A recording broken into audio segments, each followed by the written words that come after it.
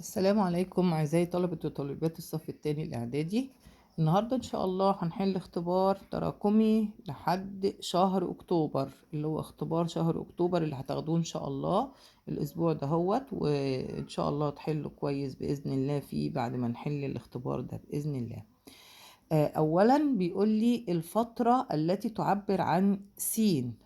ماشي، بيقول لي ايه فيها؟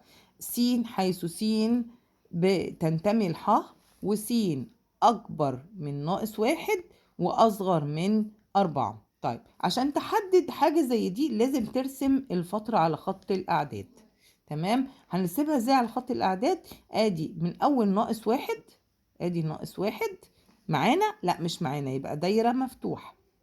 دايرة ايه؟ مفتوحة. طيب وأربعة يبقى طبعا جاية في جهة الموجب هنا كده لما لا نهاية الموجب، وهنا ادي الأربعة. ماشي معانا؟ معانا، طالما قال لي بتساويها يبقى معانا. ناخد الفترة دي كلها، ادي الفترة كلها كده، دي اللي بتمثلها سي.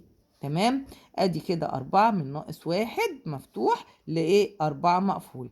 طيب انهي واحدة بقى من الاختيارات دي؟ -4 معانا، انما طبعا هي مش -4 مش معانا، لان -4 خارج -1 يعني بعديها، فهتبقى مش معانا، والواحد معانا برضو ايه؟ لا. دي طبعا الفترة دي مش هي الاختيار خالص. طيب -4 قلنا وعرفنا ان مش معانا، والواحد مش معانا. تمام، هنا الواحد معانا. تمام، هنا -1 معانا، لا مش معانا، و4 معانا مش معانا، لا هي معانا، يبقى دي طبعا الاختيار ده خاطئ. يبقى الاختيار الأخير اللي بيقول لي -1 مش معانا و4 معانا هو ده الاختيار الصحيح. تمام، يبقى -1 ده جوه الفترة، لا مش جوه الفترة اهي، وايه والأربعة جوه الفترة. تمام. السؤال التاني بيقول لي ايه؟ بيقول لي المحايد الضربي، اللي هو مين المحايد الضربي؟ الواحد والتلاتة. التلاتة دي في الفترة دهيت، لو مثلنا الفترة دي كده، لو مثلنا الفترة دي من الصفر للتلاتة، الصفر الايه للتلاتة، مالها؟ هي دي الفترة. هل الواحد معانا داخل الفترة؟ هل التلاتة معانا داخل الفترة؟ يبقى دي جزئية ولا لا جزئية؟ لا جزئية. تمام، طبعا اخترنا جزئية ولا جزئية ليه؟ لان دي طبعا في مجموعة، فلازم نختار لها يا جزئية يا لا جزئية. تمام، انما تنتمي ولا تنتمي دي لعناصر بوحدها كده بمفردها، فدي ما ينفعش الاختيار فيها. هنا بيقول لي ح عبارة عن ايه؟ طبعا مش ح الموجبة بتتحد مع ح السالبة، لان في الصفر في بينهم. تمام، يبقى مين ومين؟ ناقص ما لا نهاية السالبة، وايه وما لا نهاية الموجبة. يبقى ح عبارة عن ايه؟ ناقص ما لا نهاية السالبة وايه وما لا نهاية الموجبة. كل الفترة دي كلها يعني خط الأعداد كله. تمام كده، يبقى أول ما الاقي كلمة ح أو الأعداد الحقيقية بتشمل ايه؟ بتشمل الفترة كلها على خط الأعداد من ناقص ما لا نهاية إلى موجب ما لا نهاية. طيب بيقول لي إذا كانت جذر الأربعة ناقص جذر س التكعيبي بيساوي 5، فإن س بتساوي إيه؟ إحنا قلنا طبعا حاجة زي دي كده اسمها معادلة، وعايز يحل المعادلة يعني عايز يوجد قيمة س. طيب عشان أوجد قيمة س هاخدها كده على جنب. تمام، وهحل المعادلة. أحلها إزاي؟ هقول كده الجذر التكعيبي ناقص الجذر التكعيبي لس هخليه لوحده في طرف بيساوي 5، وهجيب ده الطرف التاني الناحية التانية بعكس الإشارة، هيبقى كام؟ هيبقى -5.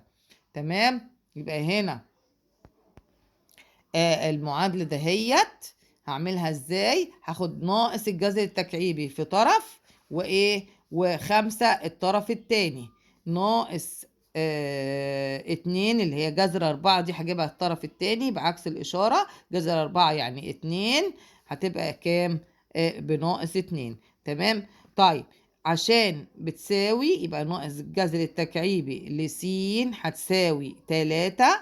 تمام، عايزة اجيب قيمة س هكعب الطرفين، يبقى س بتساوي هنا الناقص دي هتيجي الناحية التانية، يبقى ناقص في ناقص في ناقص بناقص 27.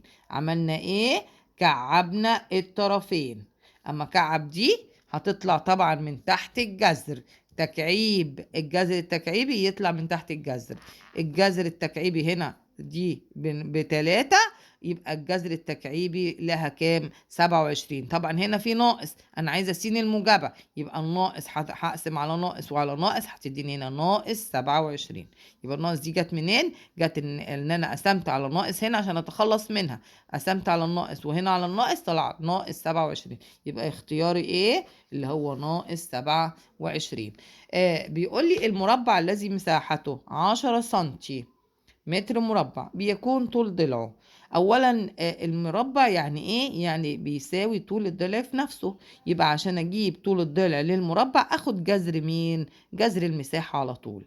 يبقى جذر مساحة المربع تديني طول الضلع.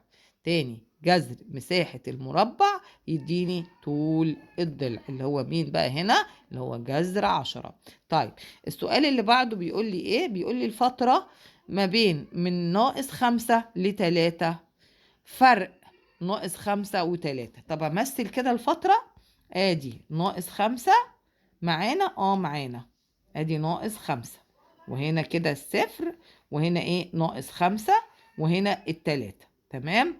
طيب ناقص 5 والتلاتة الفترة، يعني هاخد الفترة كلها واتقل كده على الجزء الايه بتاع الفترة. تمام. دي ايه؟ التلاتة. انا عايزة اطلع منها ايه؟ العنصرين.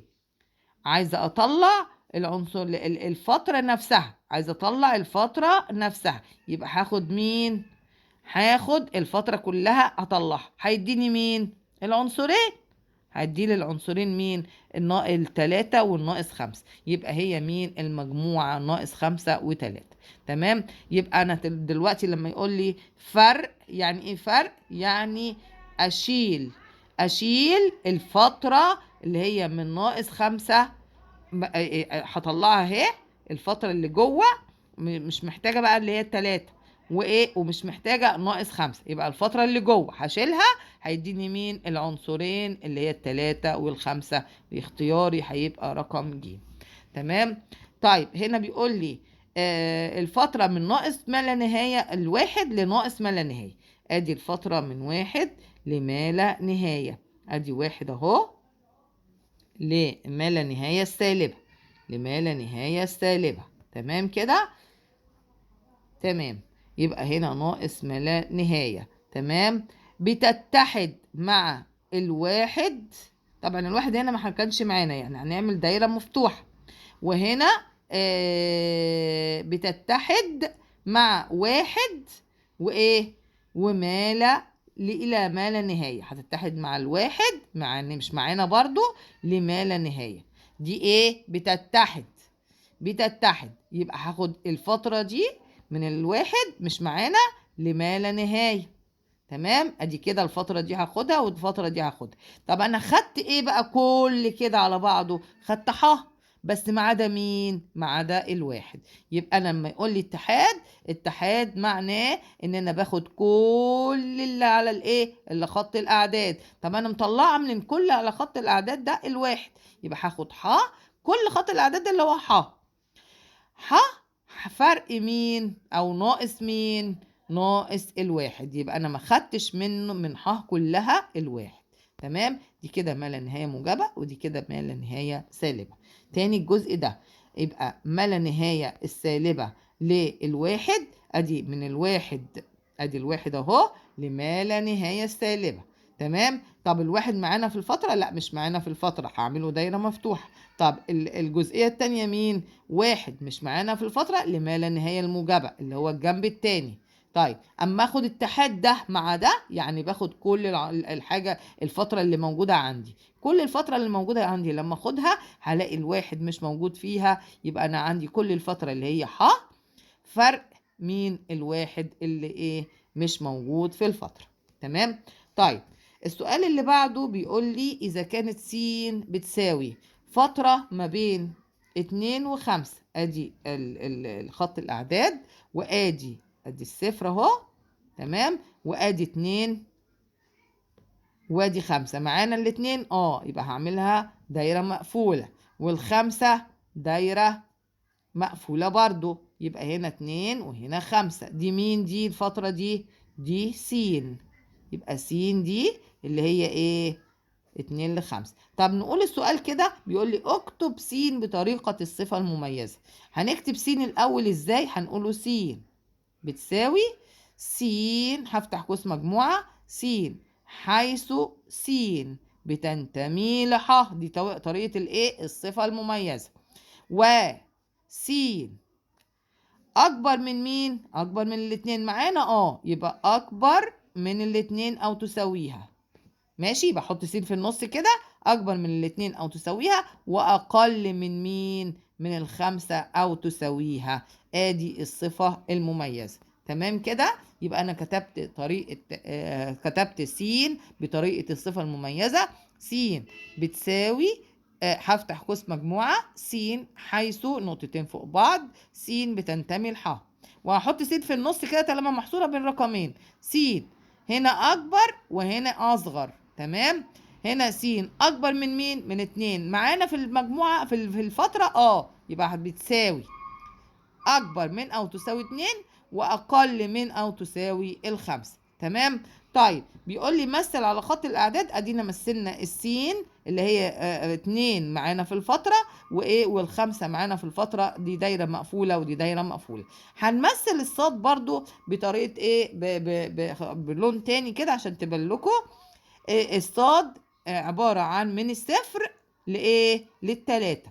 ادي من الصفر معانا معانا، يبقى الصفر اهو للتلاتة من تحت كده لحد هنا. ادي الصفر وادي التلاتة، دي كده مين؟ دي كده صاد. تمام، يبقى مثلنا س باللون الازرق، ومثلنا صاد باللون الاحمر. تمام، اوجد. طبعا انت في الامتحان مش هتعمل احمر وازرق، انت هتعمل السين وهتعمل الصاد بنفس اللون، عشان دي بتبقى علامات، ما ينفعش ان احنا نحط اللون احمر في الايه؟ في الامتحان. انا بس عشان بشرح لكم وعشان يبان الكلام. طيب هنا اوجد س فرق صاد. كلمة س فرق صاد احنا عارفينها طبعا من اولى اعدادي او سنة 6 كمان، ان فرق ان انا بسيب الاولانية دي واشيل منها الجزئية بتاعت الايه؟ الحتة التانية. طب انا س عندي هل بالازرق، هشيل منها صاد، يعني هشيل منها الجزء الاحمر ده، هيديني ايه؟ طبعا ما اشيل الصاد، جزئية الصاد، الصاد دي شاملة السين معاه، التلاتة معاه، يبقى التلاتة دي مش تبع اللي فاضل، يبقى هاخد السين فرق صاد، التلاتة مش ايه؟ مش معانا. طبعا هبتدي بالايه؟ بالصغير، التلاتة هي الصغيرة. تمام، معانا؟ لا مش معانا. تمام، لمالا؟ لمين؟ للخمسة. الخمسة معانا طبعا هي الفترة مش لما نهاية. تمام، يبقى احنا عندنا السين اللي هي فترتها من 2 ل5، لما اشيل منها الفترة 2 ل3 هتديني من 3 ل5. التلاتة اتشالت، يبقى التلاتة دي هتبقى خارجة عن النطاق من معانا هنا كده، وايه؟ والخمسة هتبقى معانا في نفس الفترة. تمام، تاني الجزئية دي لما اشيل من فترة س اللي هي من 2 ل5، الصاد اللي هي من الحتة دي اللي مشتركة معاها هشيلها، هتديني مين؟ هتديني من بعد التلاتة لحد الخمسة، يبقى التلاتة دي اللي اتشالت خلاص مش هتدخل معانا في الفترة، وهيديني ايه؟ والخمسة هتبقى داخلة معانا في الفترة بقية السين. تمام كده. طب بيقول لي جذر التربيعي ل29، هل بتنتمي لسين فرق صاد اللي هي الفترة دي من 3 ل5؟ طب نشوف كده الجذر التربيعي ل27 بيساوي ايه؟ ادي الجذر التربيعي ل29 هيساوي كام؟ هيساوي اس دي 5.3. ماشي، هيديني كام؟ نعملها تاني كده، ادي كده الجذر التربيعي. ماشي، و2 9 بتساوي اس دي هيديني كام؟ 5.3 أو 4. هل 5.4 بتنتمي للفترة دي؟ 5 يعني بعد الفترة ده هي 5 يبقى جذر 29 دي بيقول لي 5.4. تمام كده. يبقى هل ده بينتمي للفترة؟ لا. 5 يبقى ده لا ينتمي للفترة، يبقى أشيله خالص، يبقى ده لا ينتمي. يبقى لما يقول لي هل جذر 29 التربيعي، الجذر التربيعي ل 29 بينتمي للفترة ما بين س فرق صاد، ادي السين فرق صاد اللي هي الجزئية دي، لا طبعا. ليه؟ لأن الخمسة لا تنتمي. تمام كده؟ تمام إن شاء الله. بيقول لي إذا كانت س بتساوي فترة ما بين الناقص 1 و4، والصاد من التلاتة اللي ما لا نهاية. تمام كده؟ بيقول لي بقى السؤال إيه؟ بيقول لي أوجد مستعينا بخط الأعداد س بتتحد مع صاد. طب نرسم الفترة دي كده. أولا الفترة اهي، ادي س وادي الفترة بتاعتها من -1. ادي -1 معانا، ايوه معانا. يبقى هنعمل دايرة مغلقة. تمام. لإيه؟ ل4. ادي 4. تمام. ادي 4 معانا، معانا. يبقى كل دوت كده، ادي كده 4 وكده ايه؟ -1. كل الفترة دي معانا. تمام. طيب عايزة امثل صاد، حاول تمثلها بأي حاجة تانية بس تكون برضو أزرق على خفيف كده عشان يبان لك ده من ده. بيقول لي من 3 لما لا نهاية. ادي التلاتة اهي، ماشي، لما لا نهاية. همشي بيها كده ايه؟ لبره على طول، هتديني صاد. تمام. دي كده ما لا نهاية، دي ناقص ما لا نهاية. تمام. هنا ادي التمثيل على خط الأعداد. بيقول لي مثل بقى على خط الأعداد س بتتحد مع صاد. يبقى بتتحد، هاخد كل اللي على خط الأعداد كله، اللي هو ايه؟ س تتحد مع صاد. س هتتحد مع صاد في ايه؟ من -1 معانا، تمام، إلى ما لا نهاية. ودايما فترة ما لا نهاية بتبقى ايه؟ مفتوحة. يبقى دي بتتحد مع دي، هاخد كل الفترة من -1. دي طبعا الدايرة مغلقة بتاعتها، يبقى هاخدها معايا إلى إيه؟ إلى ما لا نهاية. ما هو اتحاد باخد كل الحاجة، كل الفترة كلها. طيب بيقول لي س بتتقاطع مع صاد شرطة. طب إيه هي صاد شرطة؟ صاد شرطة دي المكملة بتاعت صاد. طب هي دي صاد اللي هي من كام لكام؟ من 3 إلى إيه؟ 3 مغلقة اهي، إلى إيه؟ إلى ما لا نهاية. يبقى من قبل كده هي دي إيه؟ الفترة اللي هي بتاعت صاد المكملة. يبقى صاد المكملة دي عبارة عن إيه؟ 3 مش معانا إلى إيه؟ هناخد الأول الإيه؟ السالب. سالب هنا س بتتقاطع. يبقى هنا صاد المكملة.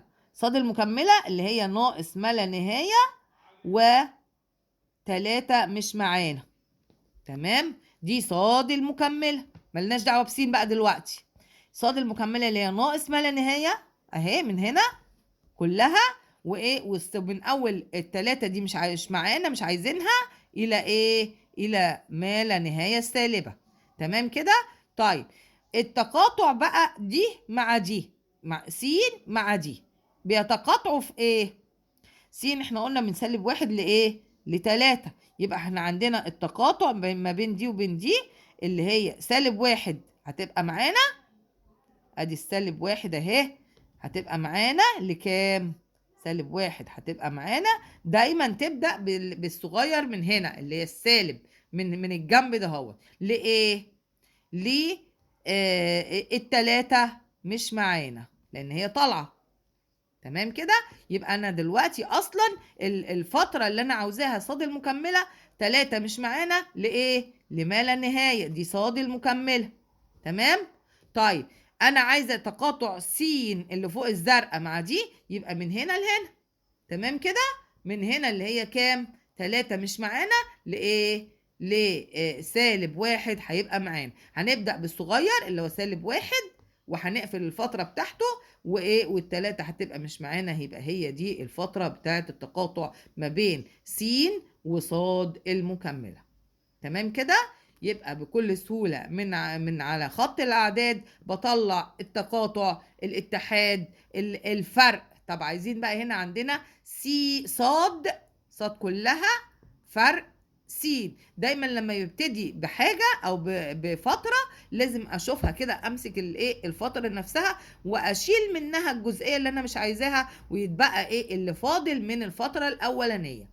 تمام. الفترة الأولانية اللي هي صاد اللي هي من 3 لما لا نهاية، هشيل منها الحتة دي، الجزئية اللي هي مشتركة ما بين السين والصاد، الزرقاء والحمراء، الاتنين دول. هيتفضل هيتفضل الأربعة مش معانا إلى ما لا نهاية. ما هي الأربعة تبع السين اللي أنا هشيلها، يبقى هيتفضل لي الأربعة مش معانا إلى ما لا نهاية. ببدأ بالصغير من هنا والكبير الناحية التانية، الما لا نهاية كده، ما لا نهاية مفتوحة والأربعة مش معانا، يبقى الفترة من الأربعة إلى ما لا نهاية.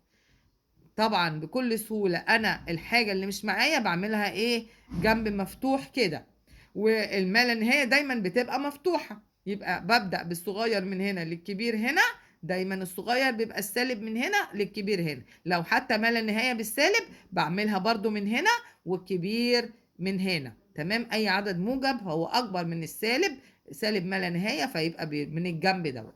تمام. يبقى كده احنا عملنا الامتحان الاول لشهر اكتوبر ان شاء الله، وتخشوا كده الامتحان مع التركيز على الفترات وعلى المعادلات وعلى حل المعادلات. هتلاقي نفسك ان شاء الله حليت بكل سهولة، واتدرب كده مرة في مرة على الفترات دي، هتلاقيها سهلة جدا، وعبارة عن خط أعداد وبتحط عليه الفترة سواء مقفولة أو مفتوحة. احنا خلاص اتعلمنا ازاي نعملها، وبكده ان شاء الله كده هيبقى كل حاجة سهلة بأمر الله. والسلام عليكم ورحمة الله.